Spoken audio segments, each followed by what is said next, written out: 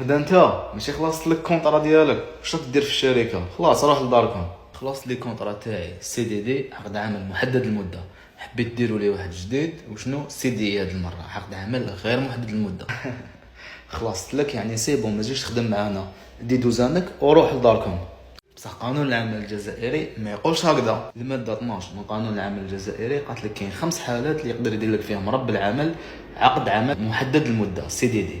ابار هاد الخمس حالات اي حاله تخرج منها فهو عقد عمل غير محدد المده سي دي بقوه القانون. وإلا حاوزتوني نروح نشكل مفتشيه العمل ونرفع دعوه في القضاء الاجتماعي نطلب بها بحاجه من الزوج: يا تردوني الخدمه بقوه القانون وتمدوا لي عقد سي دي، يا تمدوا لي تعويض مالي عن التسريح التعسفي اللي حاوزتوني من الخدمه. والمبلغ تاع التعويض لا يقل عن 6 اشهر تاع عمل، تسمى لو سالير تاعي فوا 6 فوا. وصبر صبر صبر، ما كاين والو. خلاص دوك ندير لك كونطرا جديده وشد البوست تاعك. بصح قول لي كيفاش عرفت هادوما المعلومات كاع؟